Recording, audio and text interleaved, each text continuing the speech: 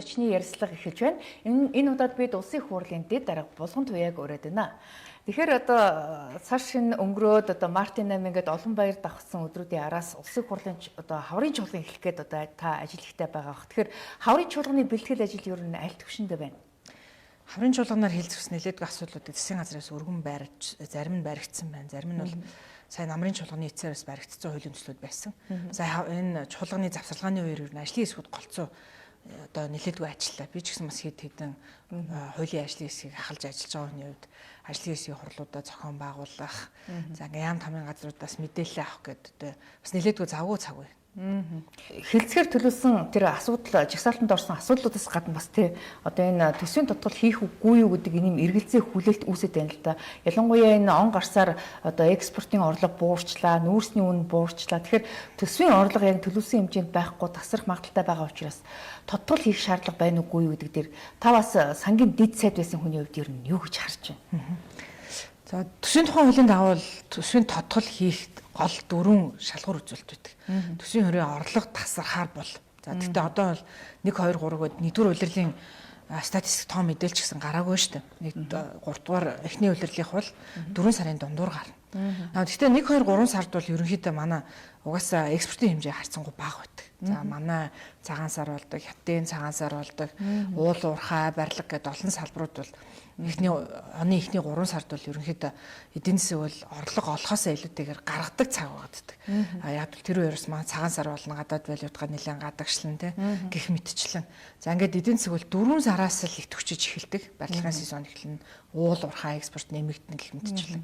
Тэгэхээр үүнээс хамаарч ижил хэрвээ эхний 3 сарын орлого одоо огцом тасарсан. За ингээд одоо энэ чигээр явах юм бол төсвийн орлого бүртгэргүй нөхцөл байдал үүсэх юм бол төсвийн тодтголын асуудал мэдээж ярина л да. Тэгэхээр яг өнгөрсөн жилийн яг үдээд бол төсөв бол бараг 500 орчим төгрөгийн ашигтай гарч ирсэн шүү дээ. Тэгтэл энэ жил бол бүр эсрэгээрээ 500 тэрбум төгрөгийн алдагдaltaй гарсан байгаа байхгүй. Тэр энэ хооронд бас нэг их найдын орлогын зөрүү ажиглагдаад байна л да. Энэ дээр ер нь эдийн засгч гэсэн ер нь төсөв тодтол хийх цаг нь болж гэнэ гэдэг ийм сануулгыг өгöd байгаа юм л да. Энэ дээр их хурлын түвшинд ярьж байгаа юу? Мэдээж яг л саяны тоон зүйлтүүдээ л харж таарах байх. За хэрвээ одоо дэлхийн төлөв байдал, нөхцөл байдал их өөр болох юм бол одоо үнийг хэлэхэд бид нар чинь Америкийн ерөнхийлөгч ямар гадаад бодлого зарлах гээд байна гэдгийг л бүгдээрээ хараа сууж штэ. Тэгэл хоёр улстайгаа 25% тариф тавина гэж тэгжсэн сая болохоор боллоо.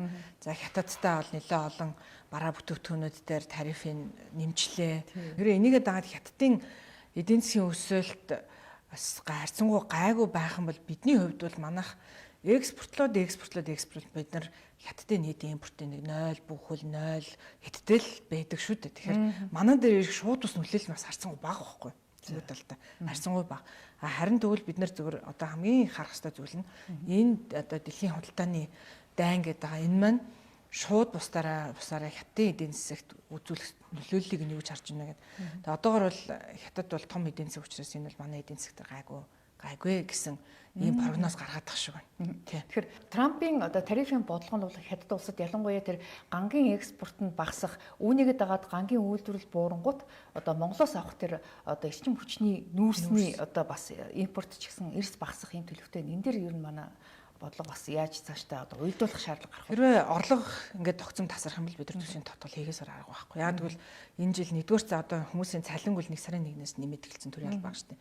За үүнийг бол бид нар бууруулах боломж байхгүй. Одоо тэтгэврийн нэмэгдлийг бид нар хийцэн одоо тэгэхээр энэ бол бас л одоо боломж байхгүй. За хамгийн чухал зүйл нь том тендерүүд зарлагдчих эхэлнэ тийм ээ. Тэгэхээр одоо нэгэнт хувийн хвшил тендер зарлаа гэрээ байгуулчих юм бол дараа нь үүний цуцлахад хүнд учраас санхүүжилтад нь гарах хуулийн дагуу гарахаас аргагүй болох учраас хамгийн одоо бас юм зардалтай зүйлүүд үл яг энэ болж эхэлдэг. Төсөв бол ер нь 24 онд сая бол ингээд 25 онд энэ төр бол ер нь огцом нэмэгдсэн шүү дээ. Бараг 10 их найдаар нэмэгдсэн үү? Эхнээд тодтолоор 5 орчим их найдаар нэмэгдээ. Дахин өргөн баригдахдаа эхний төсөв өргөн баригдаад 20-оос өмнө бол дахиад 5 их найд. Өөрөлдвөл 1 жилийн дотор 10 их найдаар нэмэгдэр байсан. За ингээд ерөнхийлөгч хориг таад дахин өргөн барихдаа нэг ахиж 3 их найд орчим төгрөгөөр нэмэгдүүлэхээр төсөв өргөн баригдсан. Гэхдээ хүүхдийн мөнгө гэхэд хүн амын өсөлтийн дагаад 100 мянган төгрөгөөр яг одоогийнхоор явлаач гэсэндээ жилээс жилд нэмэгдэж идэг. Өсөлтөд хүн амынхаа шин төрөлтүүдийг дагаал тийм ээ. Тэгэхээр яг үүнийгээ дагаал одоо зарцуултууд бол гарч л таараа инфляц өнөөдөр бараг 2 оронтой тоонд хүрсэн байгаа цаг үед төрийн албан агчид ахмадын тэтгэврийг бид нар инфляцтай уялдуулад нэмэгдэж л таараа. Одоо хэрвээ төсвийн тодтол хийх юм бол бид нар хасах ёстой зайлшгүй шаардлага үүсгэх зүйлүүд нэх юм бол нэгдүгээрт яамд дээр урсгал зарлууд гэж бас нэлээдгүй баг. За эдгээр бол багснаа гэсэн. Бусдаар гүйцэтгүүлэх ажил сая төсвийн тодтолын хүрээнд нэлээдгүй шүүмжилт авалсан шүү дээ. Их нэмэгдлээ гэл. За энэ. За дээрэс нь хөрөнгө оруулалтууд. Гэтэ одоо хөрөнгө оруулалтуудаас аль хэсгээс нь багасгах шинээр эхэлж байгаа төсөл хөтөлбөрүүдээс багасгах юм уу? Эсвэл өмнө нь явж байгаа төсөл хөтөлбөрүүдийн санхүүжилтүүдийг багасгах юм уу гэдэг асуудал үүснэ.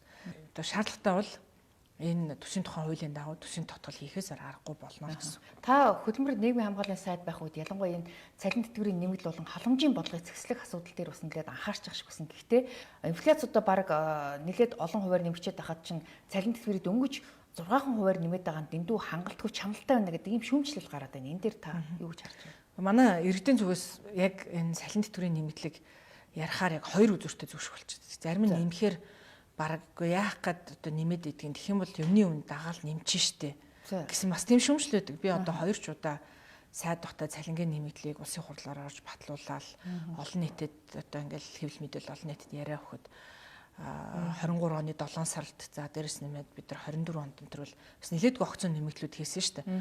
Үндсэн цалин 8%-аар нэмэгдээд дахиад хөдөө орон нутгийн нэмэгдлүүд 20-оос 40% нэмэгдээд за ингээ үндсэн цалин нэмэгдэхээр бусад нэмэгдлүүд байдаг. Яг нөгөө процентлоод нэмдэг. Тэгээ одоо хэдэн жил доктор сургалтад ажиллах юм бол 3 жил 5 жил орон нутгийн доктор сургалтад ажилсны нэмэгдэл, цолын нэмэгдэл гэх мэтчлэн эдгээр нэмэгдлүүд нь бүгдээр ингээ дахиад давхартаад нэмэгддэг. За манай зарим төрийн албан агчдын цалин бол 23 оны 7 сарын 1-ээс ахвал ингээд 24 оны 1 сарын 1-ний нэмэгдлийг тооцоод аваад үзэхэд бараг 2 дахин нэмэгдсэн төрийн албан агчдад ч байгаа.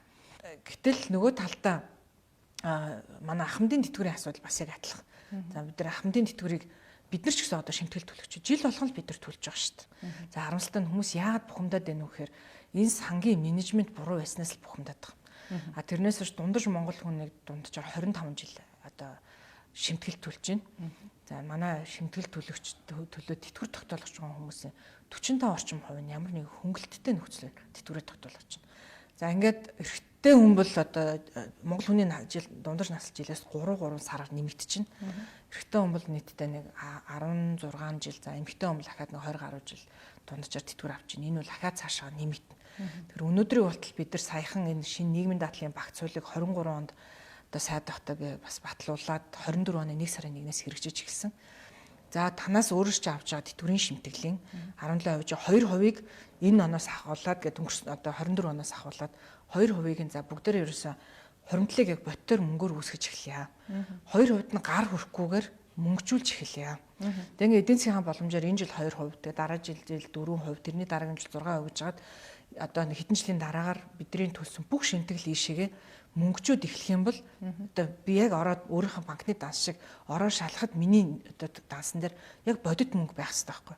Хэрвээ миний дансан дээр бодит мөнгө байж эхлэх юм бол би тэрүүнийгээ тэрвтэл барьцаалаад зээл авах хэрэг хүртэл баг үүсэх хэрэгтэй. Гэтэл одоохондоо тэр чинь хоосон бичлэлт байгаад байна. 94 оноос хойш нийтдээ шимтгэл төлөгчдийн одоо ингээд бичлэлт хийгээл ийшгээ тэтгэвэр болгож гаргаад байсан учраас өнөөдөр баг 27.8 их найдын бичлэлт үүссэн. За. Одоо нийгмийн даатгалын сан бол 1.4 их найд төгрөгийн алдагдaltaй байна гэдэг ийм мэдээлэл байна. Цаашдаа баг ингээд 2-3 их найд болж өсөх магадaltaй гэдэг юм л да. Тэгэхээр энэ алдагдлыг уулна багасгахын тулд ер нь ямар арга хэмжээ авах хэрэгтэй гэж бодож байна. Ер нь үе үеийн засгийн газруудын нийгмийн даатгалын сангийн мөнгийг өөрсдөө дураараа захиран зарцуулснаас болоод энэ сан одоо ийм алдагдaltaд хүрчвүү гэсэн ойлголт байдаг л да. Тийм болохоор бид нэр сая хуваарлтын тогтолцооноос ерөнхийдөө хуримтлалын тогтолцоор орлоо. Тэгэхээр хувь хүн болгон өөрийнхөө төлсөн хэмжээгээр л яг банкны хуримтлал шиг буцаага тэрүүнийг авдаг тогтолцоор бид нэр орсон. 79-94 оных болохоор юутаагаар сонголттойгоор байхаар гихмтчлэн 5 жилийн дунджаараа үгүй юу. Гэтэл зарим хүмүүс бол яг энэ нөгөө 5 жилээс сонгож авдгийг буруугаар ашиглаад огцон мөндөр төлөөд дараа нь тэр өөрөө тэтгэврээ тогтоолгодог. Тэгэхээр жишээлбэл дундаж хүн 25 жил ажиллаж байгаа. Өөрөөр байгууллагаас гадна өөрөө нэмж төлөөд байна гэсэн. Тийм, эсвэл хувийн байгууллага дээр очивол одоо энэ үнийг буруугаар ашиглаад байгаа байхгүй энэ тогтолцоог. Одоо 20 жил баг төлж явж ирсэн аа. Сүүлийн 5 жил ногцсон өндөр төлөл. Одоо бол тийхгүй болно гэсэн. 20 жил нь би баг төлөөд 5 жилд нь би өндөр төлсөн бол миний төлсийг бүгдээрингийн нэмж ягаад хуримтлал гэж тооцоод дараа нь миний амьдрах хугацаанд хуваачаар би өөрөө 20 жил баг төлөө 5 жил өндөр төлсөн ч гэсэндээ нэмээд хуваахар тэр чинь бага л гарна гэсэн үг шүү дээ. Тэгэхээр одоо энэ дараагийн сайд их хамгаалалтын сайд бол энэ 5 жилээр тооцох биш 7 жилээр тооцох одоо саналыг удахгүй улсын хурлд одоо оруулна гэд яриад илээ л дээ. Энэ дээр юу гэж харж байна? Сайн нэг хэсэг 7 жил болсон. Тэгсэн одоо та хүн санаж байгаа бол зарим их хурлын гишүүд энэ шудраг ус гэд бахан тэмцсэн. За энэ нь яг үнийг хэлэхэд одоо шударгаар төлсөн энэ бидний дундын тэтгэврийн сангаас одоо жишээлбэл жирийн багш хүн бол жирийн эмч хүн бол 7 жил 5 жил нь бараг л адилхан битг. Энэ хугацааг уртсах тусам олон жил өндөр төлөх хэцүү болж эхэлдэг. Тэгэхээр энэ бол нөгөө бидний дундын сангаас нэг хэсэг хүмүүс энэ тогтолцоог буруу ашиглаж худлаа нэг бодлыг мэдүүлж өндөр мөнгө аваад байгаагаас сэргийлэх гэсэн алхам. Одоо ялангуяа энэ тэтгэврийн тогтолцоо, халамжийн тогтолцоо энэ бол улс төрчин сэдв ерөөсөө биш. Улс төрчид энэс хувь оноо авах гээд ингэж байдаг байхгүй. Тэгэхээр цаашдаа бас ингээд тэтгэврийн насыг ер нь жил болгон 3 сараар нэмээд явъя гэдэг ийм саналыг бас засгийн газар оруулж ирэх тийм мэдээлэл байна л та. Тэгэхээр энэ ер нь одоо ингээд Монгол хүний дундаж нас одоо ийм хангалттай биш байхад яагаад ингээд тэтгэврийн насыг улам хойшлуулад байгаа юм бэ? Олон одоо 20 30 жил ингээд нийгмийн даатгалын шимтгэл төлцсөн мөртлөө тэтгэвртэй гараад тэтгэврээ авч амжихгүй зарим нь одоо эрт нас орж байгаа ийм одоо хохиролтой байна гэдэг ийм шүүмжлэл гарч байна л да. Одоо 1.2 сая орчим хүн нийгмийн даатгалын шимтгэл төлж байна. Ажил хөдөлмөр эхлээд 3.4 сая хүнээс. За тэрнээс 1.3 сая хүүхдүүд. Тэгэхээр 2 сая 100 мянга орчим хүн үлдчихэж байгааз.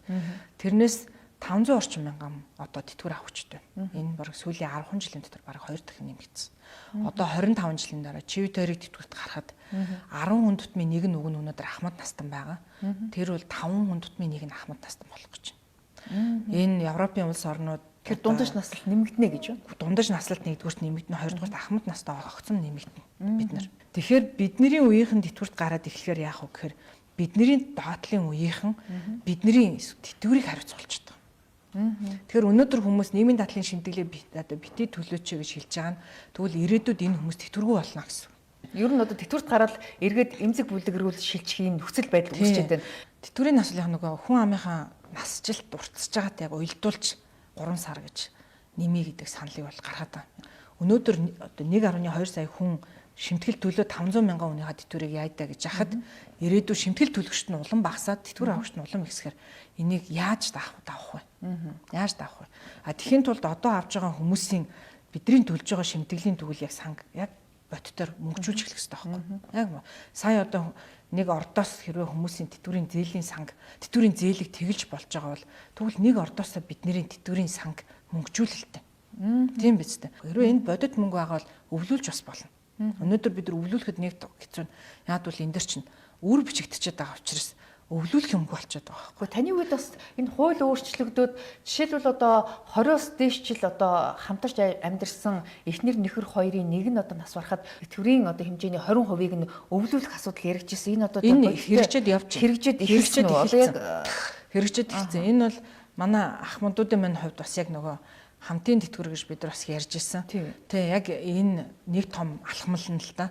Яг бол бид нар нэгэн төлсөн нь үнэн. За ахаад дээрэс нөгөө түрүүний 2%-ыг мөнгөжүүлж ийн гэж хуульчилсан тийм ээ. Тэгэхээр энэ 2%-ыг мөнгөжүүлээд эхлэх юм бол тэрийг бас давхар бид нар өвлүүлнэ.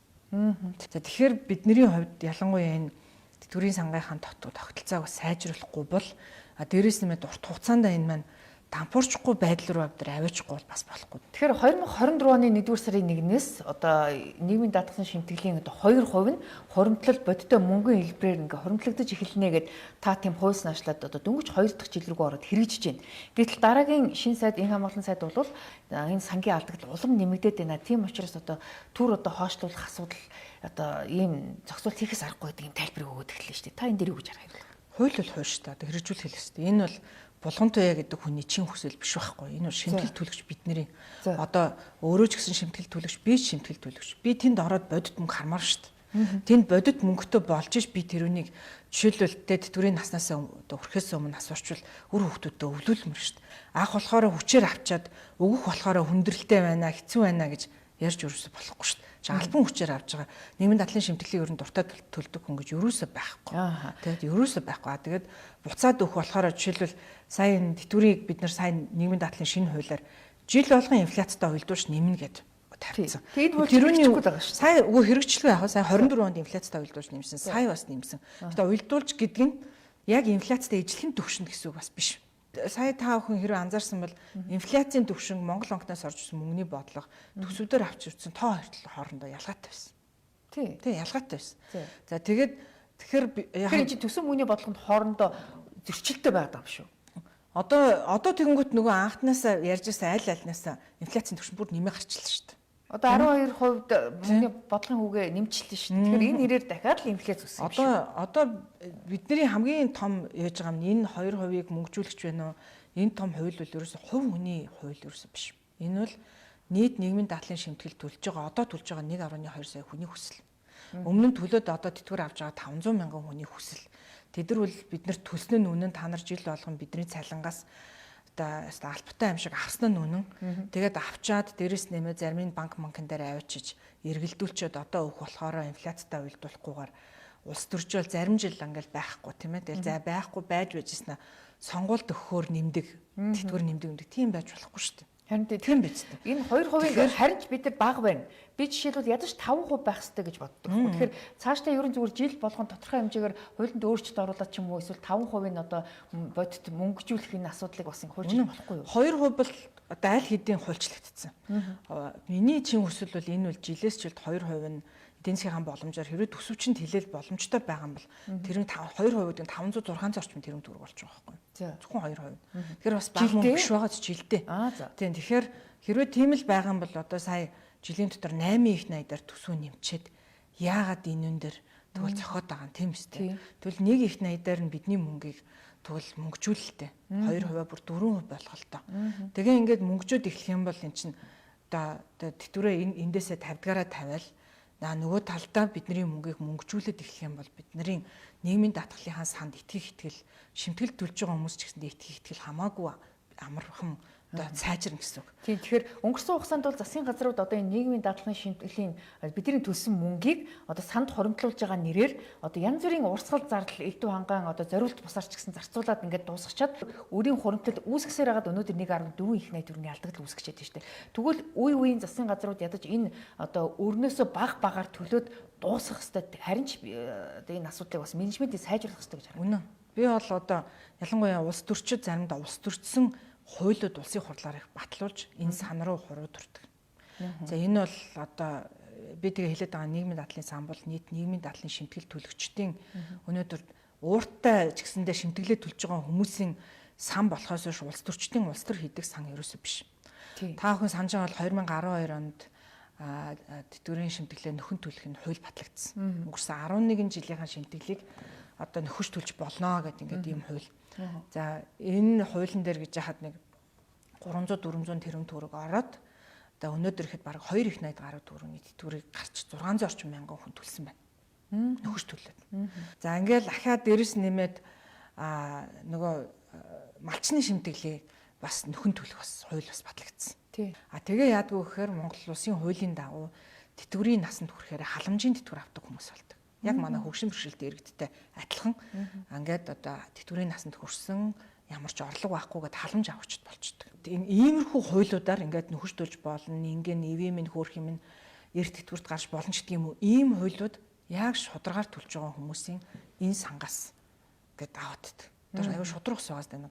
Яг шударгаар төлсөн хүмүүс нь тэгж авч чадахгүй бухимдаад байгаа байхгүй. Тэгэхээр засгийн газрууд одоо энэ одоо 1.4 их найдын алдагдaltaй байна гэдэг байгаа. Энэ алдагдлаас тодорхой хэмжээгээр өөрсдөө тэр аваад үржигсэн тэр мөнгийг буцаагаад одоо тэр зээлээ төлөх цаг нь болсон юм шүү. Ядаж үе шатаагаар төлөх хэрэгтэй юм шүү. Тэг мөнгөжүүлэх хэрэгтэй юм шүү. Тэг энийг уг нь сая бид нар яг аминдаа хуульчилсан гол шалтгаан нь бол тэр. За нэгдүгээр ч ерөөсө хүн нэг хуримтлал үүсгэхэд яг тэгдэг шүү дээ. Мэдээж хүнд байсан ч гэсэндээ за яг хуримтлал үүсгэж бодвол за би нэг 5% ядаж мөнгөө цалингаа энэ мөнгийг би аваагүй гэж ботоод цаашаа далд хийе гэдэгтэй адилхан улс бас за энэ одоо энэ удаагийн шимтгэлээс 600 орчим тэрбум төгрөгийг одоо бид нар нэгэнт өмнөх мөнгөнд аваад тэтгэвэр тавиад ингээд одоо үрээ дууссан юм чинь одоо хүмүүсийг энэ нийгмийн даатгалын сандаа нийгмийн даатгалын шимтгэл төлөхөд уриалахын тулд ядаж гар хүрхгүйгээр далд хийе. эх жил 4% болгоё. Тэрний дараагийн жил 6% болгоё гэд ингээд далтчих хэвээр.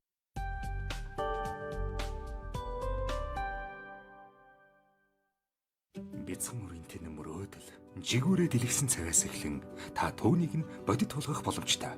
Өнөөдрөөс хөрөнгөлүүлж тэдний мөрөөдөл хэр өндөрт нисхийг хараарай. Pocket-Up ирээдүгөө бүтээ. Италийн шилдэг гомон үйлдвэрлэгч Dejeco брендийн гомон оргил сүлжээ дэлгүүрийн бүх салбарт шинээр ирлээ. Аригтай хадгалаад 100 саяын эзэн болоороо хадгаламжийн урамшуул дайн дахин зарлагдлаа. Ариг банк. Хотод бүрний үйл ажиллагааг дэмжигч Эрдсээр баялаг Ямаровка. Канадын алдарт Jameson брэнд Омега 3 100 жилийн түүхтэй өндөр тунтай хэрэгсний дараа загасны амтгүй. TDB онлайнаар худалдаа хөгжлийн банкны харилцагч болоод Apple Pay-ээр төлөөрэй. Тимбарк мус. Өглөөний цагаа заавал уу.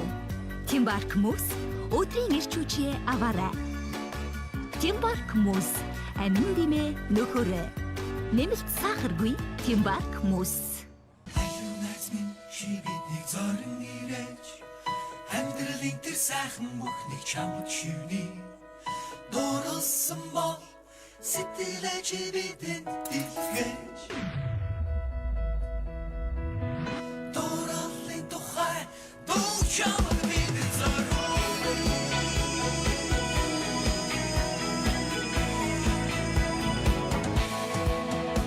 Баяргийн та манай хөдөлთა хөгжлийн банкны 27-р Монгол аяны энэ сарын 50-ны нэг боллоо. Баяргийн та манай хөдөлთა хөгжлийн банкны 27-р Монгол аяны 1 сая төгрөгийн азтан боллоо. 27-р Монгол аяны супер урамшуул болох байрны эзэн боллоо.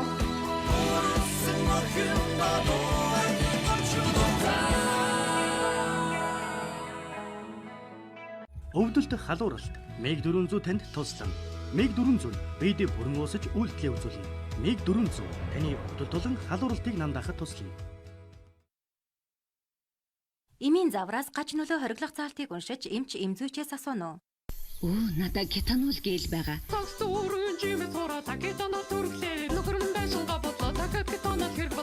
Кетанол гээл бүх хүнд туслана. Эмийн завраас гач нөлөө хориглох заалтыг уншиж эмч эмзүүчээс асууно. Антибиотик хэрэглэж байхдаа би Лениксийн 3-4 мөрддөг. Эмчилгээний эхний өдрөөс антибиотик ууснаас хойш 3 цагийн дараа доод тал нь 2-7 хоног. Леникс Forte өөрийгөө хайрлаарай. Эмийн завраас гач нөлөө хориглох заалтыг уншиж эмч эмзүүчээс асууно. Дөрөв булчирхайн томрлын улмаас давсаг дээрх даралт нэмэгдэж, шээсний гарцын хэвийн үйл ажиллагааг саатуулдаг. Боростомол ууно дөрөв булчирхайн томрлыг саатуулж, шээсний зөөрийг багасгана. Боростомол ууно эрчүүдийн асуудал, эрчүүдийн бэлтгэл. Хамтдаа хооллох үедээ бид аз жаргалыг мэдэрдэг. Гэвч хоолны шингэц алдагдах нь энэхүү мөчүүдийг сүйтгэх нь. Энэ үед тань мизин туслана. Мизин хоол боловсруулалтын алдагдлын шинж тэмдгийг намдаахад туслана. Мизин аз жаргалтай мөчүүдэд алдалгүй хуваалцъя. Цунаа тусыг хэрхэн үйлдвэрлэдэг вэ? Будааны хамгийн шимт хичээлтэй хэсэг нь хэвэг болон үрэндээ байдаг. 100 кг будааны хамгийн өндөр шимтэй үр болон хэвгнээс ердөө 1 литр тосыг гаргаж явдаг. Япон тос цунаа. TDB онлайнаар худалдаа хөгжлийн банкны харилцагч болоод Apple Pay-ээр төлөөрэй. Jameson брэнд пробиотик 10 тэрбум ашигтай бактери 14 төрлийн пробиотик ДНХ шинжилгээ хийсэн анхны пробиотик. Аригтай хадгалаад 100 саяын эзэн болоороо хадгаламжийн урамшуул дайн дахин зарлагдлаа. Ариг банк. Италийн шилдэг гомон үйлдвэрлэгч Dejeco брендийн гомон оргил сүлжээ дэлгүүрийн бүх салбарт шинээр ирлээ.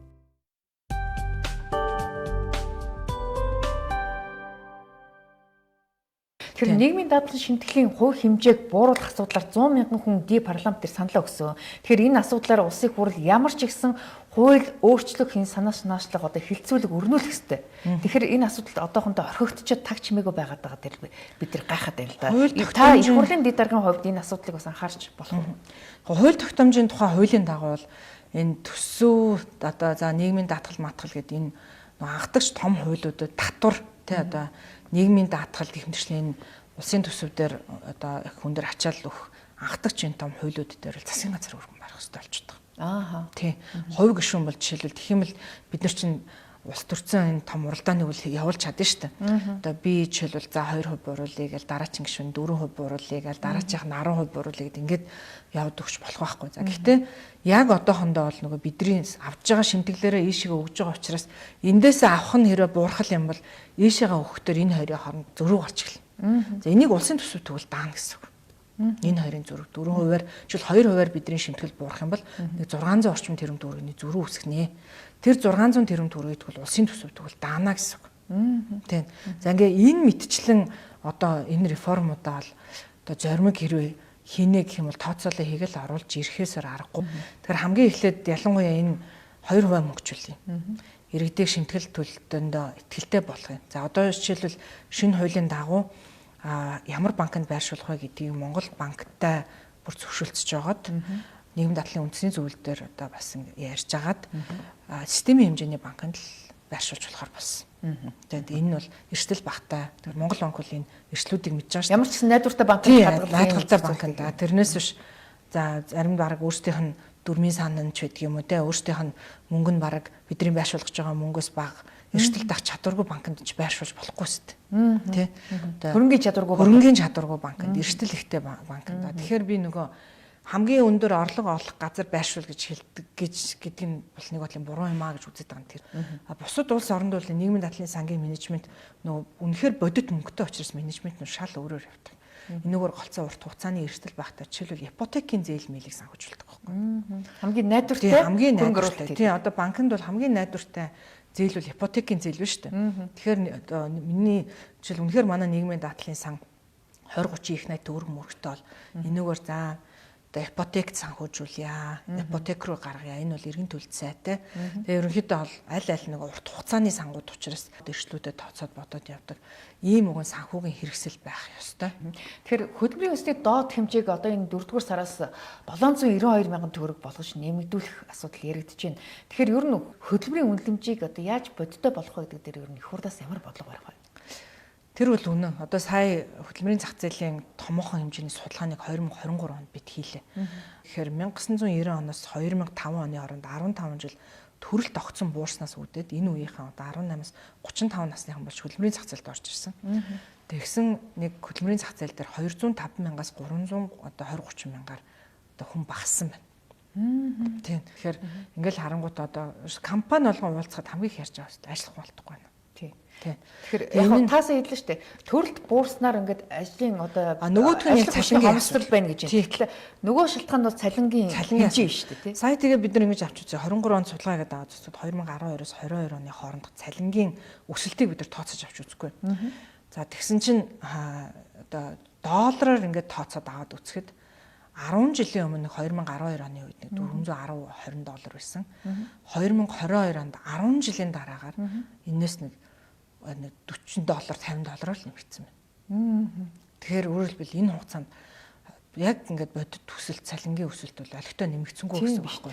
10 жил $40 цалин нэмэгдсэн. Тэгэхээр хооронд юуны 10-аас 30 дахин нэмэгдсэн байдаг. Дээрээс нь нэмээд яг ингээд төгрөгөөр илэрхийлсэн сайн нэмэгдсэн ч гэсэндээ төргийн уналт бас энэ хугацаанд явцсан л дээ. Нөгөө ханшны одоо энэс үдэл яг бодоттоор аваад үзэхээр 3 дахин одоо ханш тий. Тэгэхээр ингээд аваад үзэхээр энэ бол өнөөдөр одоо хүмүүсийн бухимдаад байгаа нэг аргагүй байхгүй. $400 гэдэг чи одоо юу гэсэн үг юм бэ тийм ээ. Өнөөдөр одоо хөдөлмөрийн өсний доод хэмжээ гэдэг чинь бас бага л байгаа. Тэгээд хамгийн гол нь одоо яг өөрөж хэлж байгаа бол үнэн энэ хугацаанд хүний одоо хөдөлмөрийн үнэлэмж бодтойгоор сайн нэмэгдэж чадахгүй байна. За тэгээд бизнесүүдтэй очиод яагаад та нарын энэ хугацаанд ч одоо салин орлого чинь зөндөө одоо бизнес хийж орлого чинь зөндөө болсон ба шүү дээ. Та жижигхэн компанитай байсан, та групп компани болсон байна.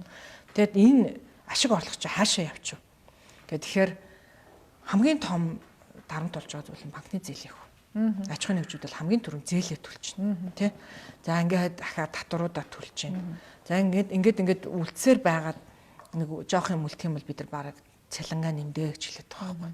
Тэгэхээр бизнес эрхлэгчдийн хувьд бол одоо хамгийн хүнд дарамт бол тэр одоо банкны зээлийн хүүгээс гадна татврын дарамт байна л та. Тэгэхээр татврын дарамтыг багасгах асуудал дээр ер нь улсын хурал засгийн газрын төвшөнд ер нь дөрвтэй арга хэмжээ авах газраас сая татврын багц хуулийг улсын хуралд өргөн барихаар парламент дээр тавиад аль хэдийн олон нийтийн санал асуулгыг авч эхэлсэн билээ. За дээрэс нэмээд манай аж ахуйн нэгжүүдийн маань хувьд нөгөө зардлын бүтэц гэж байдаг байхгүй юу? Одоо тэрэнд цалингийн зардал юу хэдэн хувийг бүртгүүлж ийнэ гэдэг бид нар бас харах хэрэгтэй. Жишээлбэл улс орнуудын хувьд бол Америкт энэ төрхэд цалингийн зардал бараг дотоодын нэмэгдэлтхүний бараг 60% орчим багтдаг. Монголд нь 30 орчим хувьтай байна. Энэ бол айгүй бага байхгүй. Өөрөөр хэлбэл улс орны эдийн засаг нь өсөөд илээ гэхэд яг нөгөө эдийн засгийн өсөлт иргэдийн амьдрал дээр бууж байгаа нь бага байна л гэсэн үг. Тийм байгаа. Тийм. Гэтэл эсвэргээрээ бусад улс орнуудад бол татвар матвар нь өндөр байсан ч гэсэндээ цалин нь угаасаа харьцангуй өндөр байгаад байгаа учраас бас болоод идэг. Одоо 20% зээлийн хүү төлөөд байгаа аж ахуйн нэгжүүд чинь хувьд үлдсэн нэрээ зардал нэрэл бага байгаад байгаа байхгүй. Тэгэхээр энэ удаа улсын хурлын дарга сая намрын чуулганыг хаахтаа ч гэсэн хэлжсэн. Зээлийн хүүг бууруулах энэ ажлыг бид нар бүр зоригтойгоор хиймээр байна. Зоригтойгоор хиймээр. Одоо Монгол улс ерөөсөн гэдэг баг ер нь бол банк санхүүгийн байгууллагын баг барьцанд орчлоо шүү дээ. Банкны тухай хуулиар ч одоо энэ бүх эрсдлийг уул нь хаагаад одоо арилжааны банкуд зөвхөн өөрийнхөө тэр зориулалтаар өөрийнхөө салбарт л үйл ажиллагаа явуулна. Өөр бусад одоо барилгач гэдэг юм уу, уул уурхайч гэдэг юм уу, бусад одоо салбар руу одоо бизнес хийхгүйгээд ийм хоригдсан залт байгаа шүү дээ. Энэ залт хэрэгжиж гин үү? Одоо хэрэгжиж байгаа л гэж л одоо найдаж байна. Тийм Монгол банк бол үүн дээр өөрснөө бас хяналтаа тавих хэрэгтэй. Улсын хурал ер нь нэг юм хууль батлаад өнгөрөөд байдаг ш. Ялангуяа нийгмийн зүгээс хамгийн бухимдалтай байгаа эсвэл анхаарлын төвд байгаа нийгэм том импакттай нөлөөтэй хуулиудынхаа хэрэгжилтийн араас хяналт тавьдаг бай. Харин тийм. Эзэнгүй хайчаад байгаа. Нөгөө яг иргэдийн үсэд байгаа өөрчлөлтүүд нь л хэрэгжих хэрэгтэй байхгүй. Тэрнээс ш тэнд дарга, тэнд бүтэц, тэнд томилгоо бол иргэдэд бол хамаахгүй шүү дээ. Яг үнэ хэлэхэд тийм. Тэгэхээр одоо ингээд сүүлийн үед одоо энэ инфляц өсөөд төв банк бодлогын хүүгээ өсөхөөс аргагүй ийм нөхцөл байдал үүсэж байгаа цаанаа бол энэ эрчим хүчний үн, дулааны үн одоо огцом нэмэгдсэнтэй холбоотой. Тэгээд энэ одоо доллар хомсдод ер нь валютын ханш бас нэмэгдэж байгаатай холбоотой гэсэн янз бүрийн юм одоо шалтгаанууд байна л да. Энэ дээр ер нь одоо улсын хурлын зүгээс тодорхой бодлогын зохицуулалт хийх шаардлага байна гэж харагдаад. Сая иргэд олон нийтэд бас чуулганы завсарлагаанаар уулзж байхад хамгийн их бухимдалтай асуудлууд бол яг энэ байна. Үнийн өсөлт. Тийм. Үнийн өсөлт бол таамар байна. Иш харал та нар 6% нэмэхэд үнийн өсөлт 8% болж байгаа. 8% нэмэхэд л 10% болчиход байгаа юм. Одоо энэ дулааны үнийг энэ 5 дугаар сараас 85% нэмнэ гэж байна. Ядаж чинь үе шатаагаар багаар нэмэгдэхгүй бол энэ хүн амын одоо цалин орлого нэмэгдээгүй байхад ингэж огцом өсөх нь зөв үү буруу юу гэдэг дээр бас улсын хурал засгийн газар хоорондоо зөвшөлдсөж болдгоо юм бол. Энийг уг нь одоо алгуурхан хийх хэрэгтэй байсан. Энийг одоо нэлээд хэдэн жилийн өмнө ер нь хэлж ирсэн. Төрөөс дандаа татаастаагаар одоо төрийн өмчтний компани эндээс хямдхан өгөөл ийшээгээ ингээд бол худлаа шүү. Энийг аажмаар нэмээ зохицуулаа гэдэг одоо зөвлөмж өгч ирсэн. Энэ арга хэмжээгээ бид нар авч чадахгүй басаар бол энэ хүчлэлтэй нэгдүгürt тий. Хоёрдугаар за нүүрсний ортойгоо түшиглээд бид нар станц барья. Биднэрт мөнгө нь байна гэд ялангуяа Парисын уур амьсгалын өөрчлөлтийн том гэрээ дээр одоо байгуулагдахаас өмнө одоо их усүр биднэрт барихад бэлэн байна гэд ингэж яхад манай төр засаг ийм стратегийн юмнуудыг хувийн хвшлэр бариулахгүй тийм юм байхгүй гэд эрчим хүчний реформ гэдэг бол үнэн нэмэлт ганц юм шиг юм аа. Эрчим хүчний реформ гэдэг бол нэгдүгээрт өөрийнхөө салбар дотор шүүсээр шахах хэрэгтэй. Жишээлбэл хулгайн тог зөндөөх байна. Яг хэдийг эрчим хүч нийлүүлээд хэдийн мөнгийг олж аваад байгаа. Яг үнэ. Дундаас нь жишээлбэл 10-20% алдагдаад байгаа бол яхаараа шудраг төлж байгаа хүмүүс тэр хулгайн тогны мөнгийг бид нар төлөө сууж идэв. Хаана алдаад байгаа тэрнийг олж авах хэрэгтэй. За хоёрдугаар тэр өөрөө хийнэсээр хагаад өнөөдрийг бол хийсэнгүй шүү дээ. 5 дугаар цахилгаан станцыг барина гэл одоо би сайн сандын тэр үед төсөл нь бэлэн байсан. Тэзүү нь бэлэн байсан. Мөнгө нь бэлэн байсан. Үгүй газар нь байсан. Зөндөө газар тэзүү хийсэн. Тэгээ ингээ бүх юм нь бэлэн байхад юу гэж хэлсэн бэ гэхээр одоо 10 гаруй жил юм эдийн дайны хэмжээний эрэлт байхгүй гэж. За ингээд одоо том үйлдвэрүүдтэй болъё. Эрчим хүчний их усрээ нэмэгдүүлэе гэж гэхийн оронд бид нар хоошоо тавиад одоо тэр бол мөнгө бол байхгүй болсон. Одоо л дахиж олтгоо байсан. Сая энэ Оросоос зээлийг авах уугүй юу гэж нэлээд боллоо шүү дээ. Намрын чуулганы нийтсээр. Яг л олдож байгаа нь ганцхан юм. Ганцхан. Одоо өөр бол хятад санхүүжүүлэхэд болцсон. Парис хилцээрт нэгтцсэн. Одоо нүүрсний станцуудыг одоо санхүүж барина гэж байгаа. Тийм. Хэрвээ одоо та нарт мөнгө нь байгаад байвал бид нар барина. Тэрнээс санхүүжүүлэхгүй. За олон улсын бүх байгууллагууд банк санхүүгийн бүх байгууллага бол үүнээс татгалцсан. Тэгэхээр биднэрт өөр үл их усрүүл байхгүй. За эндээс хэрвээ санхүүжүүлэхгүй гэвэл бид нэр өөрсдөө улсын төсвөөсөө санхүүжүүлнэ гэсэн. Та өөрөө Япон улсад одоо тодорхой хэмжээгээр мэрэгжил эзэмшээд одоо эрдмийн зэрэг хамгаалсан. Тэгэхээр ер нь Япон улсын хөгжлийн загвараас одоо Монголд одоо чухам алийг нутагшуулах боломж байна гэж таардаг. Би бол хэтэрхий либерал бодлого бол Монголд хэцүү гэж боддог. Төрөөс нь чинь 1990 он хүртэл бараг л бүх зүйлийг хариуцдаг байсан нийгэм шүү дээ. Эрүүл мэндийн, боловсролын, Японд бас тийм гэсэн үг гэдэг. Японд бол бас өөрөө төлнө. Энэ бол хатуу тогтолцоотой бас. Тий. Хувь хүн одоо эрүүл мэндийн үйлчлэл авахын тулд маш өндөр үйлчлэл бас төлнө. Тий. Хатуу төлнө, Америкт ч төлнө. Бас аюу өндөр шүү дээ. Сайн ажил олгочвол тэгнэ. За манайх бол эрүүл мэндийн даатгалын ийм гэрээтэй одоо компанитай гэрээтэй би үл чиний эрүүл мэндийн даатгалын талын төлнө. Талын төллөөхөөс сарын $300 төлнө. Өө за. Тийм да. Тэгээд дахиад буцаад үүсгэх авахтаа маш хатуу. Одоо жишээлбэл би төлөөд би жилд нэг $1200 шүдний эмчилгээ авах үйлчилгээтэй. Тэр нэг удаа сувгийн эмчилгээг л дуусчихдаг байхгүй. Өнөөдөр Японд ч гэсэндээ үнийг хэлэхэд ахмад настай хүмүүс нь одоо яана гэж байгаа бас нийгэм бол зөндөөл байна.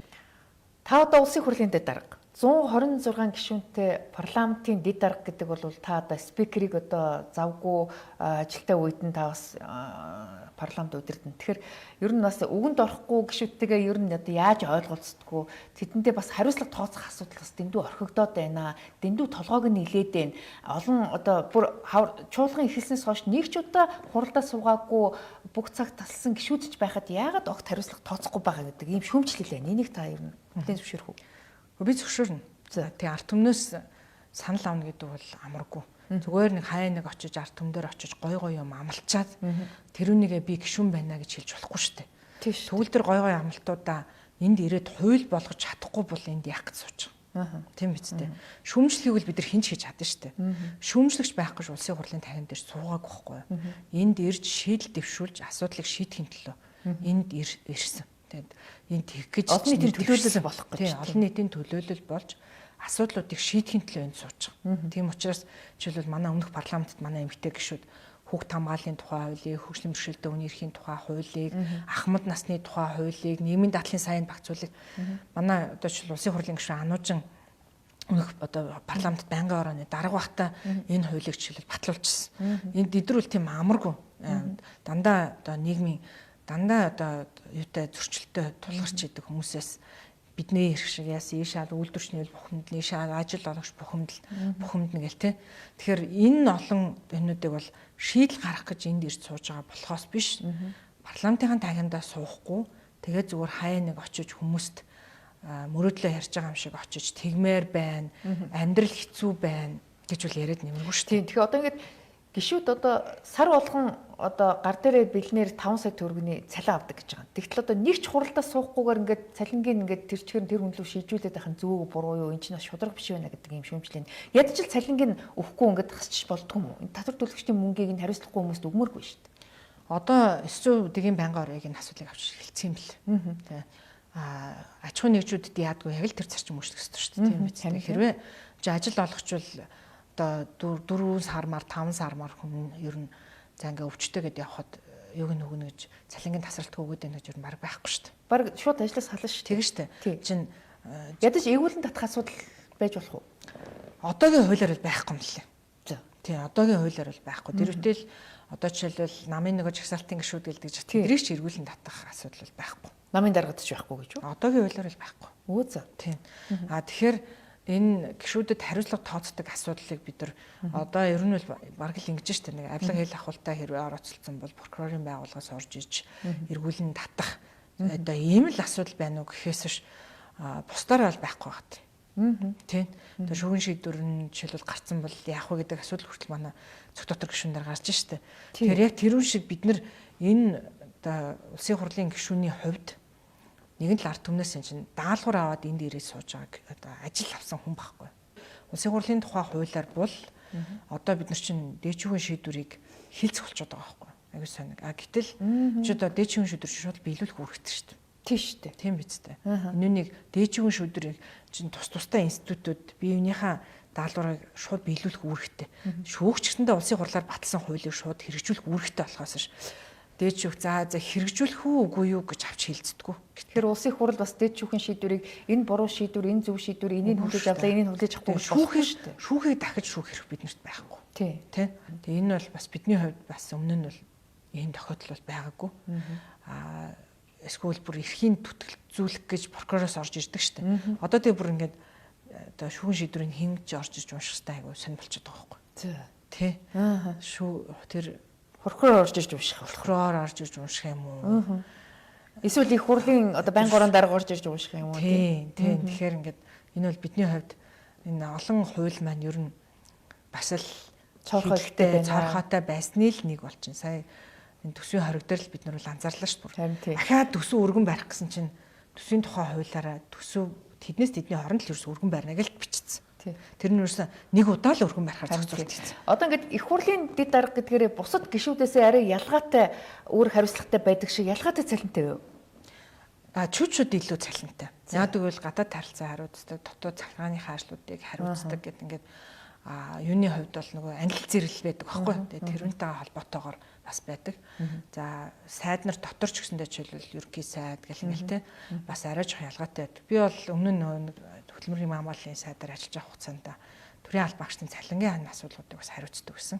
Ер нь энэ манай төрийн 3 өндөрлөгт үйлчилж байгаа институтууд гэж байдаг. Ерөнхийлөгчийн тамгын газар, улсын хурал, засгийн газрын хэрэглэх энэ төр бол одоо төрийн өмч компаниас баг цалинтай болчиход байна шүү дээ. Тийм төрийн өмч компани одоо ойлгож энэ бол захиргааны байгууллага. Гэхдээ энд хамгийн их нууцтай харьцдаг. Хамгийн их эвгүүтвэл одоо аль нэг одоо институтад аж ахуйн нэгжүүд хэрэгтэл ээлтэй салбарт ч байдаг юм уу? Ээлтэй хууль лобби давтах магадлалтай. Лоббийн давтах магадлалтай. Тэгээ одоо цэг таслал алтахад үгсэг дунд нь санаатаагаар болон санаагүйгээр алтахад энэ бол маш их эрсдэлтэй албан тушаалууд. Салбарын яамдуудаас орж ирж байгаа, хувь гишүүдээс өргөн барьж байгаа хуулиудыг энүүний хойдлын одоо цэг таслал бүрийг хянах хэрэгтэй хүмүүс. Улсын хурал. Тэ. За улсын хурлын гишүүд гэсэндээ өмнө нь бол ингээл хүмүүс Баатартай дөргөө баян имиж чинь гэж нэг юм өнцгөр харах гэдэг. Эсвэргээрээ одоо бид нар чинь нэг бас ийм юм байлаа ш. За төрийн аль багштайхан цалин нэмнэ. Гэхдээ дээд түвшний нэмэхгүй гэдэг. Юу гэсэн үг вэ? Дээд түвшний хүмүүсийн хүүхдүүд нь болохоор даргын хүүхд юм чин гэдэг тийм биш. Эсвэргээрээ илүү хүүрэг хариуцлага хүлээж байгаа бол олон улсын хөдөлмөрийн байгууллагын баримлж байгаа зарчим бол ижилтэй их ажил хийж байгаа л ижилт цалиах хэрэгтэй. Тэгэхээр илүү хүүрэг хариуцлага хүлээж байгаа бол илүү өндөр цалиах хэрэгтэй. Төрийн наримчгийн дарга хүний гарын үсгэр хитэн тэрбумыг гүйлгэж шүү дээ. Таны одоо ингээд их хурлын дэд даргаас гадна их хурлын гишүүнээс гадна бас хувийн бизнестэй анхаарч амжиж байгаа юу? Гэр бүлийн бизнес гэж байгаа юу?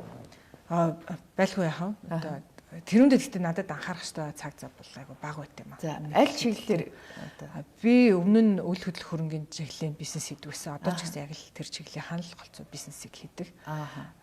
Офис, за тэгэл орон сууц, худалдаж авна, түрээслэн, зарна, одоо тиймэрхүүл голцоо өмнө бизнес хийдэг байсан.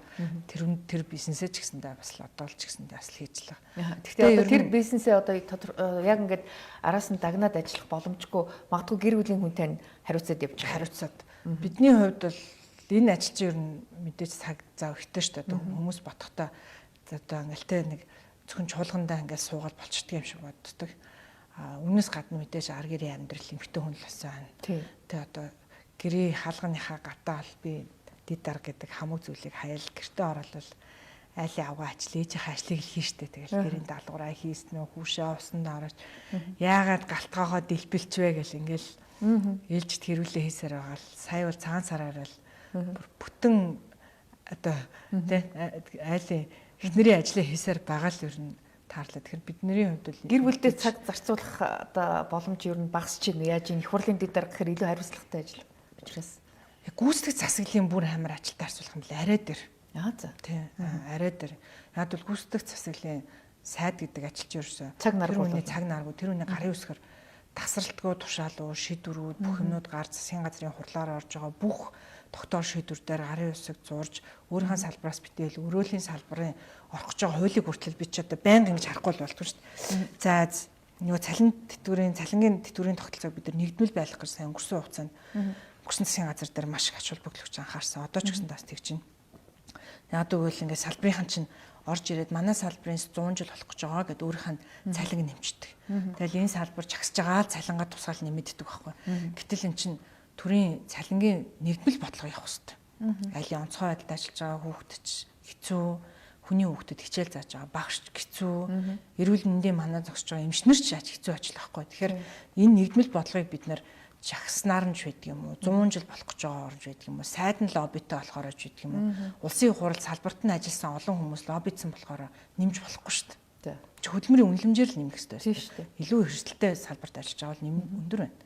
Илүү их одоо үнэлэмж ихтэй ажил хийж байгаа бол өндөр байна. Гэтэл сайн өнгөрсөн хугацаанд бол тийм юм болж. За энэнийг биднээс нэлээд үзэгцлээ. Тэхийн тулд энэ бүгдийг чи харахын тулд бид бусад салбарын хууль орж ирэхэд хүртэл бүртгэн за одоо цалин төлөвтэй холбоотой ямар нэг юм байх үү гэдэг. Одоо ингээ өнөөдөр бидний хувьд төлж байгаа шимтгэлийнхэн 45%-аар 5 жилаас сонгоод тэтгэврээ тогтоолгож байгаа зарим салбарын өндөр байна. Салбарын лобби ороод тий гих мэтчлэн зарим нь болохоор төрийн албаа агш тэтгэврт гарахтаа 36 сарынхан нэг удаагийн одоо тэтгэмж авдаг бол зарим нь тэрүүнийг үндсэн цалингаас авч явах, зарим нь нэмэгдлүүдэд цоцоод авчдаг. Гэтэл зарим салбарын нэмэгдэл 200% байна. Тий. За ингээд тэрүүнээсээ тооцоод авах чинь амар юм болт юм байна хэвээр. Зарим нь бүр 36 сараас тэрнээс өндөр байна. Энэ нэг бодлын чи бас нөгөө талтай хүмүүсийн бухимдаад байгаа нь шудраг асуу. Ялгууртай байна шүү дээ. Тэгээ энэнийг ингээ хууль болгон дээр би ч одоо нэг хуулийн улгаатай тэмцэнэ гэдэг шиг. Тэстэй ингээ үгүй одоо аль нэг салбар арай ингээд ороод ирж байгаа юм шүү дээ гэж бас тэрийг бүгдэр ингэ харна. Та ингээд бүгдээр гарын шиг зурж ич засгийн газраар орно. Одоо парламентын дэд спикер гэдэг утгаараа бас ингээд их хурлаар орж иж байгаа бүх хуулийн дээр одоо нарийн зүйл заалт одоо бүрээр ингээд анзаарч одоо бас тэрэн дээр ингээд өөрийнхөө санал бодлыг илэрхийлэх хэрэгтэй байна. Тэгэхээр хурал удирдах байгаа хүн өөрийнхөө одоо санал бодлыг илэрхийлэхдээ бас төвхтэй байдгүй яа төвхтэй. Наад бол миний санал бодол би чинь тэнд хурал зүгээр даргалагч гэдгсэн. За тэр үг хэлнэ, за тэр тэгнэ гэдэг тийм зохицуултуудыг хийж дэгийг баримталж явж байгаа болохоос биш. Тэ одоо хязгааргүй микрофонтой байхгүй хурал даргалж байгаа хүн гэдэг чинь. Тэгэхээр одоо нэг гишүүн ашиглаж амжиж нэг гишүүн үг хэлэхдээ араас нь би өөрийнхөө санааг хэлээл нэг гишүүн үг хэлэхэд өөрийнхөө санааг хэлээд байж болохгүй. Тий. Мэдээж би өөрийнхөө санааг бол хувь гишүүний хувьд илэрхийлж болно.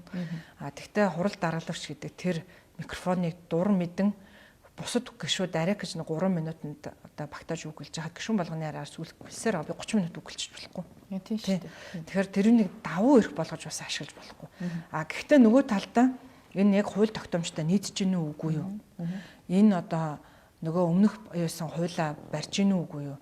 За дээрээс нэмээ саяхан улсын хурал намрын чуулганаараа улсын хурал өөрийнхөө стратеги төлөвлөгөөг батлаа 24-с 28 онд хууль тогтоомжул цагийнхаа хэрэгцээ шаардлагад нийцнэ. Хууль тогтоомж олон нийтэд илүү хилцүүлийн дунд өрнөн. Хууль тогтоомж бол хүний эрхийг илүү хөтэлсэн байна уу гэхээс төрийн эрх мэдлийг данхар болгосон байж болохгүй гэмтчлэн. Тэр энүүнд нийцж гин үгүй гэдэг дээр л бид үг хэлэх хэрэгтэй. Тэгэхээр одоо ингээд улсын газар ч гэсэн ажиллана. Тэгэхээр улсын хурал одоо 126 гишүүнтэй болсон мөртлөө өмнөх тэр 76 гишүүнтэй байсан үеэсээ одоо үйл ажиллагаанд дортоод одоо хариуцлагатай гишүүдийн тоонч багасаад одоо ихэнх гишүүдийн 80% нь одоо шинэ гишүүд учраас одоо хуулиа яаж батлах ингээ процедураа сайн мэдхгүйгээс болоод ингээд олон хуулиуд ингээ хоошлогдоод бас яг хүсэн хүлээсэн үр дүн гарахгүй байна гэдэг шүүмжлээ. Энэ тэр та санал нийлэхгүй. Би бол тэрнтэй санал нийлэхгүй байна. Сая бол хаврын чуулганаар яг үнэлэхэд намрын чуулганаар хилэлцэх асуудал их бага байл. Төсвөөс харин тийм одоо хилэлцэх асуудал их баймар байтал яагаад бага байгаа юм. Гэхдээ би энэ ялангуяа нийгмийн зүгээс хүлээлт үүссэн олон хилэлцэх асуудлуудыг бол нэгдүгээр энэ нэг улсын хурлын тухай хуулийн дагуу өмнө нь зөндөө олон хуулиуд өргөн барьсан байсныг бүгдээр ингээд буцаадаг юм. Тийм. Одоо дахиад ихнээс нь эхлэх гэсэн. Тийм. Тэгэхээр хууль тогтоомжийн хуулийн дагуу одоо засгийн газар тэрнийг өргөн барихад бас айгүй процесстэй. Хилцүүлэг хийн, ди парламентаар 45 хоног 50 ийм тийм гэдэг ингээд олон нийтэд ингээд тэгээ ингээд нөгөө яг чуулган ихсэн чинь шинэ чуулган эхлэхэд хилцэх асуудал засгийн газраас яаралтай гормоор өргөн барьсан хэдэн хуулиуд л байл. Улсын хурлын гишүүд ч хууль өргөн барихад яг адилхан процесстэй. Судалгаа хийн, 45 хоног ди парламентаар тавина, олон нийтийн хилцүүлгүүд хийсэн байна. Тэр саналуудыг нэгтгэсэн байна гэд ингээд тэр процессыг хувь гишүүн судалгаа хийж ингэж хийнэ гэдэг бол бас хэцүү байдаг байхгүй. Гэхдээ энэ одоо гишүүдийн 80% нь шинэ гишүүд байна шүү дээ. Тэднийг одоо бас ингээд тодорхой хэмжээгээр сургалтанд хамруулаад салбарын одоо бодлогын талаар тодорхой хэмжээний мэдээлэл өгөхгүй бас түүхийн хүмүүс их биш шүү. Бид нар сургалтуудад бас хамруулсан. За тэгээд ер нь бас хэцүү байдیں۔ Үеийн үед. Ер нь гишүүн хүмүүс чи ихэнх нь л өөрснөө айгүйх юм мэддэг гэж боддөө штэ. Тэгээд одоо сургалтанд байхад одоо хамрагдж байгаа хүмүүс ч байна. Зарим нь бол одоо архаг гişүүд болсон. Тэр идтэйгаа ч одоо юу ярих вэ те. За ингээд одоо шинэ хүмүүсээс зарим нь байхгүй байна. Байлаа гэхэд бүгдэрингийн ч бас одоо хүлээж авах хүн байна, хүлээж авахгүй ч хүн байна. Та бид нар бол одоо хувь гişүүдийн хувьд бол улсын хурлын дэгийн тухайн хуулиудыг бол салбар болгоны тухай бол өөрийнхөө хариалагдах салбарын юмнуудыг л илүү сайн ойлгох гэж би хувийн хувьд боддیں۔ Одоо би бол санхүү эдийн засгийн л хүн. Тэгэхээр би бол тэрүүнийгээ л яриад за хөдөлмөрийн хамгааллын сайдаар ажиллаж исэн хүний хувьд гэхэд би тэр юмнуудаа л илүү их ярина уу гэхээс ийшээ хараад би эрүүгийн хууль мэл нарийн ярьж мэдэхгүй шүү дээ.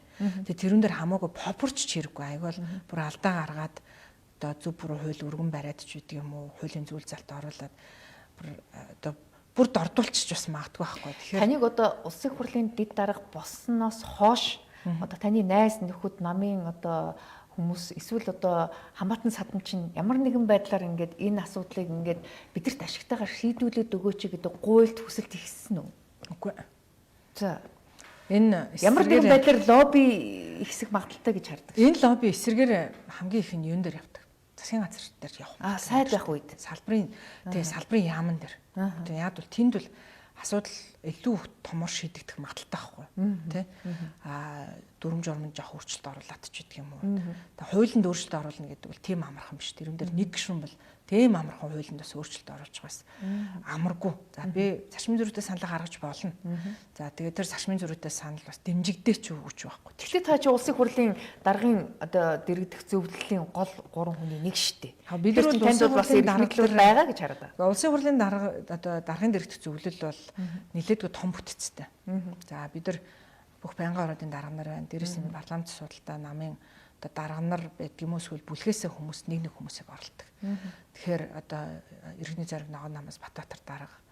За ингээд үндэсний хвслээс Номтой 2 дарга те. За энэ нь бол хизээч өмнө нь байгаагүй. Өмнө нь зөвхөн байнгын ордын дарга нар, за ингээд бүлгийн дарга нар дэд 2 дэд дарга л ордог гэсэн жижиг бүрэлдэхүүнтэйс. За энэ удаа бид нэр илүү их зөвшөөрлцлийн парламентыг үүсгэхийг зорж байна. Энэ бол бас би бодлоо зөв зүйтэй байгаа гэж боддог. Тэнд очиод асуудал дийл бүсэрч болохгүй байхгүй парламентын танхим дотор.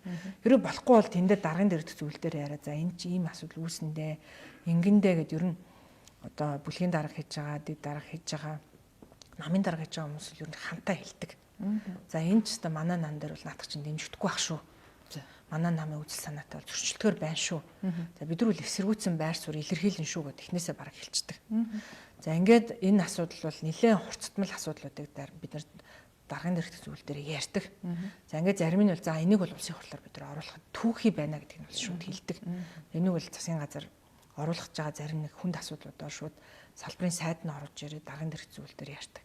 За өмнө нь бараг тэгдвэс даргын дэргэдэх зөвлөл дээр бол хилцэх асуудлынхаа дарааллыг яриад ингээд өчтдөг гэсэн бол хилцэж байгаа асуудлуудаа оруулаад энийг бол улсын хурлаар оруулахад түүхий байна гэж шууд одоо буцаах бид нар тийм нүдийг бол хийдэг. Түүхий юм оруулаад олон нийтийн өмнө хэрүүлэгээ хилцээ сууж байна гэдэг чинь улсын хурлын нэр хүндэд муухай, засгийн газрын нэр хүндэд ч муухай. Тэгэхээр одоо ингээд ерөнхий сайдыг хосруулах асуудлаар улсын хурлын гишүүн Лодо Самбуу гишүүдээс гар үсэг цуглуулад эхэлсэн. Одоо ингээд хаврын чуулган эхлэхээр энэ асуудал нэлээд өрнөх магадaltaй. Тэгэхээр энэ дээр ер нь та улсын хурлын дэд даргын хувьд юу гэж харж байна? Ямар байр суурь илэрхийлэх вэ? Гэхдээ энэ бол мэдээж хувь гишүүдийн асуудал. Тийм. Тэгэхээр тэрнийг бол би одоо бол хэлэхэд бол хэцүү. Тэгтээ одоо хүн болгоны коноп бол мэдээж ийм том асуудал дээр бол мэдээж ирэх мэтэлтэй. Тэгээд үр дүнд би бол засгийн газар бид нар чинь сайн үндсэн хуулийн нэмэлт өөрчлөлт гэж хэлсэн ш 1.6 жилийн настай засгийн газар байсаар хагаад сүүлдээ бүр гадаадын зочид төлөөлөгчтэй салбарын сайттай уулзахад ч айгүй өнөөтэй. Гэхдээ танаа өмнөх сайд ч ирээд яг наадах чи ярьж байгаа явсан шүү дээ. Гэлтэй. Тэгэл дараагийн сайд нь очивол бас ахаал нөгөөтгөө за энэ асуудлыг судлаа гэж бодож байна гэж очдог. Нөө баялагын сангийн хууль гэдэг шиг тийм. Норвегийн баялагын санг, Сингапурын баялагын санг одоо судалсаар байгаад хичнээн жил болвоо гэдэг шиг. Тэгэхээр сайд болгоо очиод одоо нэг шин бодлого төвшүүлээд байхаас илүүтэйгээр одоо энэ бодлого төвшүүлнэ гэдэг чинь төрийн мөнгөөр л тоглоно гэсэн үг байхгүй энийг бодлоо. Тэгээд өөрөө өөрийнхөө улс төрийг төрийн мөнгөөр тоглож зарим хийгээд штэ. Тэгэхээр тэрнээс илүүтэйгээр илүү үр дүнд хүрээсээ, илүү их мэрэгшээсээ. Нөгөө талдаа улсын хурал байнгын ороод нийлүүх мэрэгжлийн байгаасаа хүн болгон юм болгон хамж ярьхаас илүүтэйгээр ерөөсөө нийгмийн хамгаалалт байдаг бол тэрийг л яар. Хүүхд гэрүүл байдаг бол тэрүүгээрээ илүүх мэрэгш. төсөв санхүү байдаг бол тэрүүглээ илүү их мэрэгших одоо эрүүгийн эрх зүй байдаг бол тэрүүгээрээ мэрэгших тийм л парламентыг бүрдүүлэх 126 болж байгаа. Тэрнээс 76 нь хийж чадахгүй да ерөөсөө биш. Сүүл рүүгээ бид нар чинь нэг гишүүн чинь бараг 4-5 байнгын оронд хамрагдаад сүлдээ ч одоо мэдхгүй ч бараг асуудал байхгүй болтлоо л бид нар чинь боллоо шүү дээ. Тэгэхээр яг парламент дахь 3 том нам нь засгийн газарт хамтраад орчингууд одоо парламент дахь сөрөг хүчний орон зай багасаад парламентын арчлал ер нь харьцангуй буурчгүй гэж харагдаад байна. Би бол эсэргээрээ бүр одоо сая үл ингээд бид нар чинь өмнөх парламент чинь бараг л 2 нам байлаа шүү дээ. Одоо орчхон л ганцхан нөгөө намаас байлаа. Тэ. За ингээд их дийлэн хоолонх нь манайх байлаа. Тэгтэл одоо засгийн газар 2 удаа одоо засгийн газар өөрчлөлт үүсэх гэдэг ерөнхий сайтай болоо дараа нь эрдэнэт ерөнхий сайттай байлаа. Тэрүүний өмнөх парламентод мөн адилхан. За энэ удаагийн парламентод ардсан намынхын дарга нь ерөнхий тэргүүнд шадар сайдл байна шүү дээ. Засгийн газрын сайд нар нь өчнөө одоо ардсан намын сайд нар байна шүү. Тэр үтэл одоо ингээд бусад байгууллагуудад төрийн өмчт компаниас ахвал агентлаг маань болохоор дүүрэн дарга нараа тавилж байгаа юм биш шүү дээ. Хүн нам гэл тэгэхэд өнөөдөр нийслэлд нэг цул аваагүй мөртлөө баг орлогч нийслэлийн орлогч даргатай боллоо шүү дээ. Тэгэхээр ингээд тэгээд байгаа мөртлөө эн чинь эсэргүүцэл ах юм шүү дээ. Өө тий төсөвдөр ихэд одоо ингээд өөрснөө шадар сайд майттай зөндөө одоо сайд майттай мөртлөө эсэргүүцэл гар үсэг зураал хэвлийн хурал хийгээл тэгэл одоо өгтруулах гэх бодвол би л одоо бодохдоо гол эдийн засгийн бодлого нь бол эдийн засгийн хөгжлийн сайдаас гараад тэрүүнийгийн сангийн сайд төсвийн тавиал орж ирж байгаа төсөвдөр ардсан намынх нь өөрснөө л эсэргүүцэж харагдлаа шүү дээ. Одоо манай намаас ч зөндөө хүмүүс эсэргүүцлээ шүү дээ. Тэгэхээр парламентд арчлалтай байна л нэг үе харин ч би бол айгүй арчлалтай байна гэж бодож байна. Яг арчлал нь эрүүл яваасаа л гэж хүсэж байна. Улс төр хийх гэж арчлал хэд ингэж одоо улс төр хийх гэж улс төр хийж байгаа биш. Зөв зүйтэй голтролд оруулах гэж улс төр хийгээсэ. Миний салбарын бодлого болохгүй байна гэж улс төр хийгээсэ.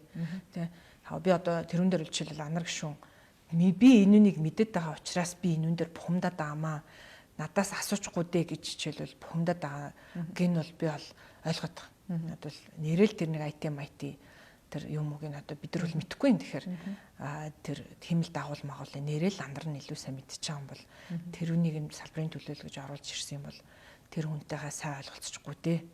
Тэгээд тэр хүн жишээлбэл зөвгөө гэдээ ярих юм бол бид нар бүгд хэмэл дагуул мэдэхгүй юм чи даа зүйл юм байлгүй дээ л гэж бодсон шүү дээ. Тэгэхээр нэгэн тал салбарын төлөөлөл гэж хүмүүс оруулж ирж байгаа юм бол тэр хүмүүс нь салбарын төлөөлөлтөйгээ нэгдүгээр зөвшөлдсөжлөг нэг тийм парламент илүү мэрэгсэн байх хэрэгтэй. Тийм. Засгийн газрын тэрүүний чи оруулж ирэхээс өмнө бас нөгөө талд оролцоог нь хангаж зөвшөлдсөх хэрэгтэй байхгүй юу? Тэрнээс энд оруулж ирээд төмний хэрүүл болоо. Тэгээ баахан мэдэхгүй бусад баахан гişүүд нь одоо ингээд хиймэл дагуулах аймыг аль нь зөв юм бол гэдэг. Нөгөөх олон техникийн нөхцөлийг ойлгоод алийг ч бид нэр сайн мэдэхгүй юм чи хиймэл дагуул.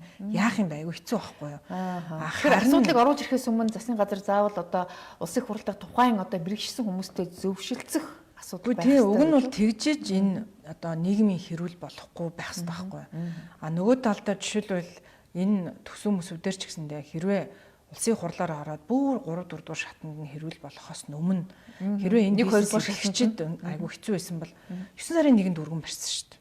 10 сарын 1 хүртэл тахим дээр авчи хилцүүлгүүдээ хийчихгүй байсан юм. Нэг төвшин гişүн.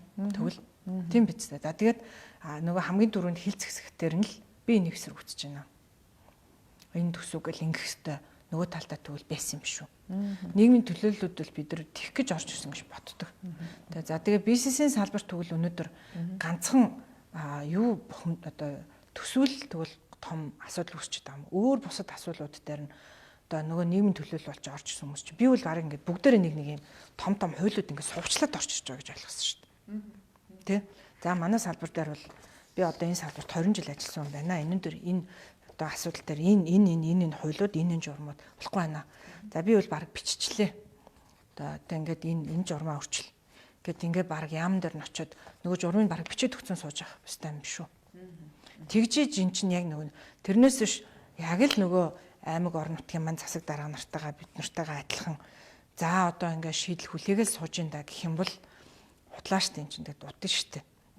Тэгээд салбарын мэрэгсэн хүн гэдэг бол салбарын төгөл мэрэгсэн хүн байх хэвээр болчиход байгаа.